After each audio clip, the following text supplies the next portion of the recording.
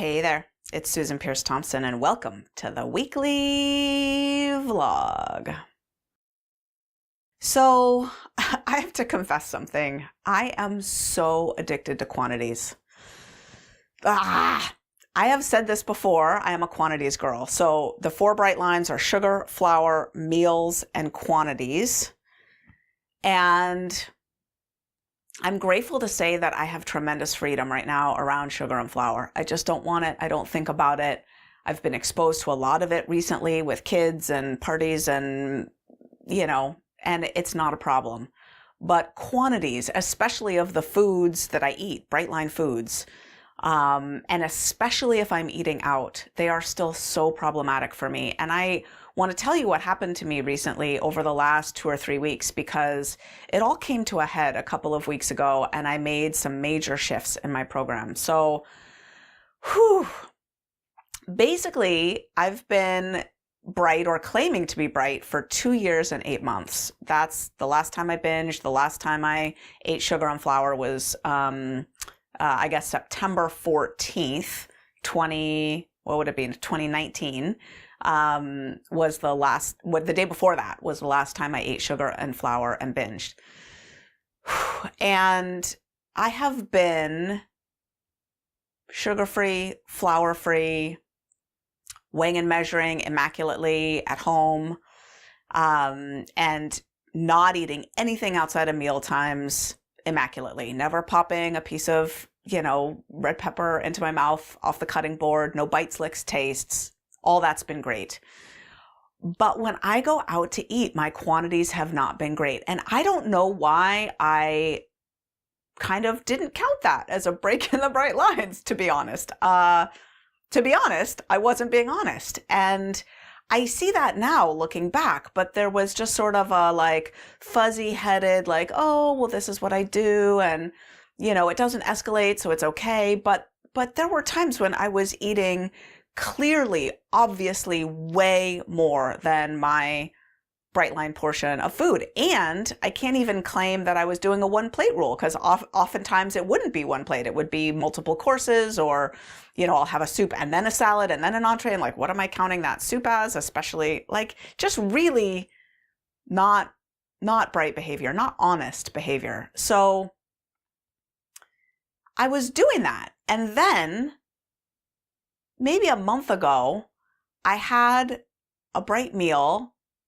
I had a meal at a restaurant.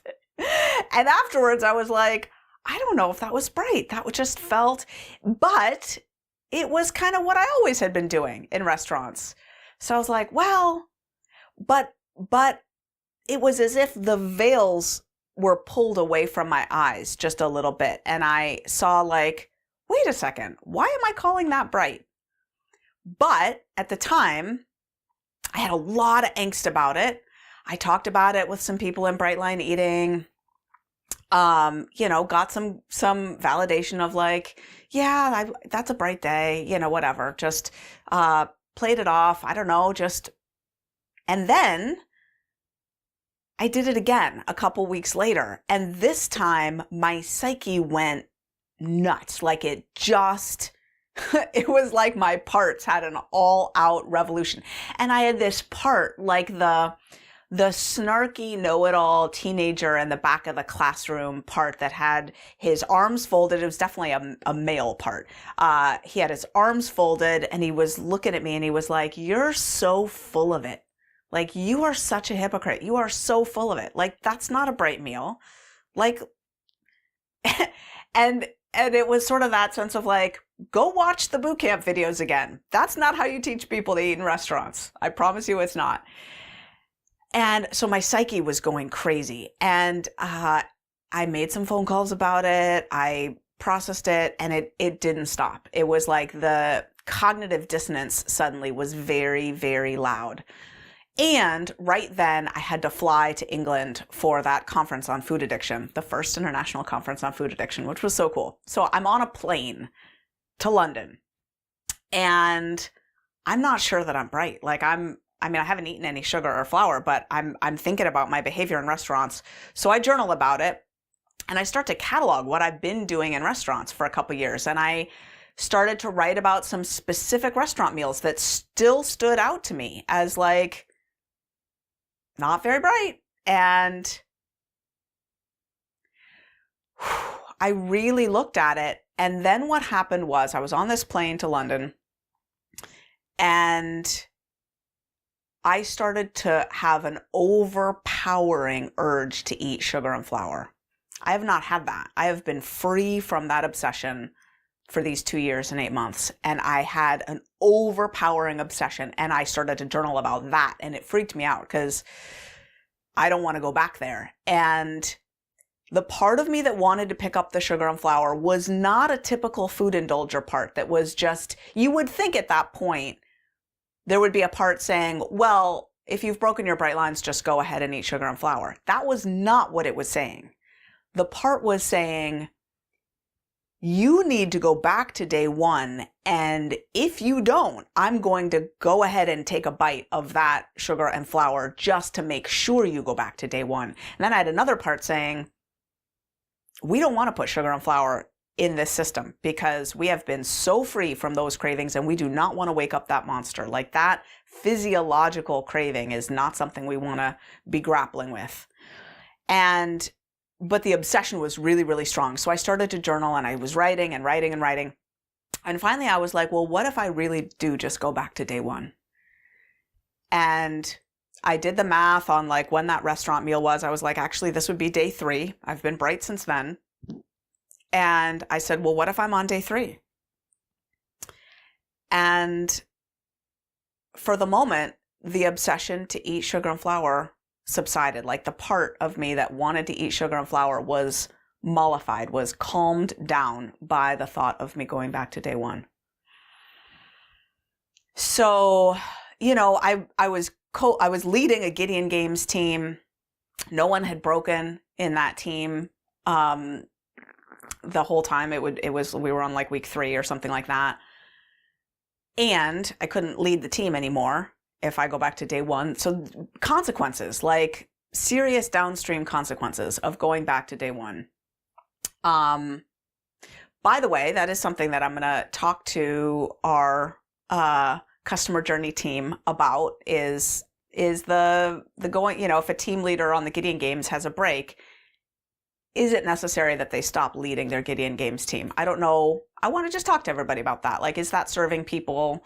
It feels maybe a little punitive for bright line eating. Like, yeah, what's the point of that? Is that really necessary? And, if you do the Gideon Games and you lead Gideon Games teams, I'd be curious to have you weigh in on that. So, yeah. We're going to take a look at that. But anyway, as the rules stand now, I'd have to step down from that Gideon Games team. So I was thinking about all this. And the obsession to eat sugar and flour did come back and came and went over the next day or two. But I decided to go back to day 1. And you know what I did? I picked up my book, Resume. It's such a good book. I knew that I had a little section in there called, a break or not a break, something like that. To call, if you're going to count days, then you've got to decide for each day, is this a bright day or not? And I read that section and it was so interesting because it basically says, if at all possible, don't count it a break. I mean, if you eat a cookie, it's a break. But generally speaking, it's most helpful to call it a red flag and move on. But it said, look at your program as a whole. Is it worth tearing it down and rebuilding from scratch? If so, then absolutely call it a break, because a fresh start sometimes is what's needed. And what I realized is this restaurant issue that I've had, it goes way, way back. I think there's a couple of vlogs back in, like, I don't know, I'm not going to go check, but someone out there probably knows if you're watching, whatever, 2015, 2016, where I was like, I'm not being honest in restaurants and I'm going to do a 30-day challenge where I'm going to try to be really honest in restaurants. Honesty with quantities in restaurants has been an issue for me going all the way back, as long as I can remember in my food recovery journey. And I know so many people in bright line eating who say things like, I eyeball my quantities in restaurants, and if anything, I'm a little under because I just don't want to mess with it, right? And I have that level of honesty in my own kitchen. If I'm drizzling olive oil on my salad, I weigh my oil to half an ounce. If I drizzle it up to 0.6 ounces, I get a paper towel and I wipe up the rest of that oil till I get it back to 0.5 ounces. Always, always. And somehow when I step into a restaurant, it's like some sort of free-for-all where I just don't have that same restraint and it's been something that in my deepest moments I felt really desperate and powerless about. Like, why can't I do that in restaurants? So what's interesting is I've gone back to day one and I've eaten out since then. I've been traveling actually. So I've had a lot of experience and in restaurants, and my behavior has been really honest and not through virtue or effort, really. I mean, some effort, but it's that force field of like, I just feel safe and protected. Like, again, behind some sort of, I just don't want to mess with it. I just don't want to mess with it. And so for me right now, not in a sense of being punitive, but in a sense of being honest and I guess taking my recovery to the next level, this is where I'm at, is I am grateful to be getting clean and honest in restaurants. And, there are 4 bright lines: sugar, flour, meals, and quantities. And that 4th bright line, it's the one that calms down the part of the brain that says, oh, goody, now I get to eat more because I'm in a restaurant. Or, have I had enough yet? Have I had enough yet? Maybe I didn't get enough. Maybe I was eating off my family members' plates and just like behavior that I don't feel good about. Like because my food addiction is so advanced and I have such a long history of abusing myself with food, really hurting myself with food. I have a fair bit of embarrassment around when I don't eat with, a certain amount of manners or decorum or just the way other people seem to eat, like managing to not reach over and gobble food off of other people's plates. Oh, God bless me. So for now, the results seem to be a new behavior in restaurants, and I'm grateful for that. And I don't feel bad being at day one. It feels fine. It feels fine. It feels right. It feels right. So I just wanted to let you know that happened, that I made that decision, that it's serving me right now. Do what gives you peace. Oh, by the way, I've dropped a few pounds. That's nice. I think absolutely my quantities in restaurants were keeping several pounds on me. I wasn't worried about that or too fussed about it, but definitely my sweet spot is a little lower than I was. So that's nice. And I guess I just want to close by sharing some research from way back. This is data that we collected back in 2016, 2017, when we first looked at people who joined Bright Lifers after the boot camp. That's not the situation now. Now we have a continuous membership, which is awesome. It's the way it should be. But back in the day, we had a boot camp that was $500, and then your next step was to join Bright Lifers, which was $500 2 months later. And we kept track of people who did the boot camp and who did and didn't join Bright Lifers, and we compared them. And what was interesting was we asked people to report for each month. It was a monthly survey. On a scale from 1 to 4, how rigorously had they followed the bright line for no sugar? On a scale from 1 to 4, how rigorously had they followed the bright line for no flour?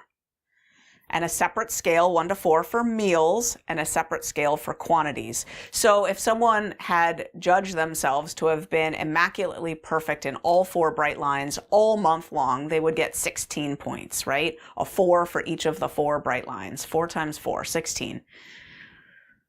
And what was really interesting from these data were that I've lost track of my grammar. What was interesting was that at the same level of brightness for the 4 bright lines.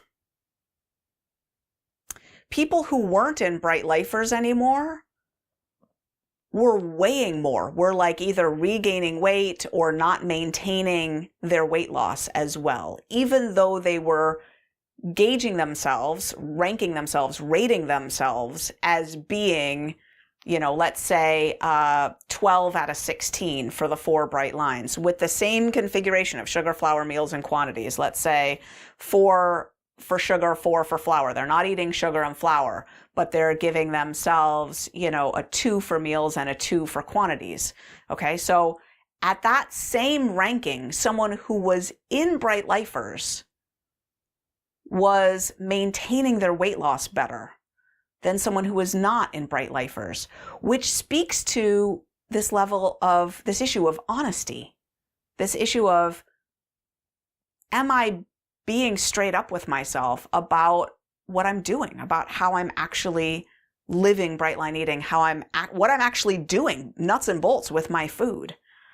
The reality is that we lie to ourselves all the time. It's a part of the brain called the left hemisphere interpreter, and it spins stories to justify our behavior. It lies to us all the time.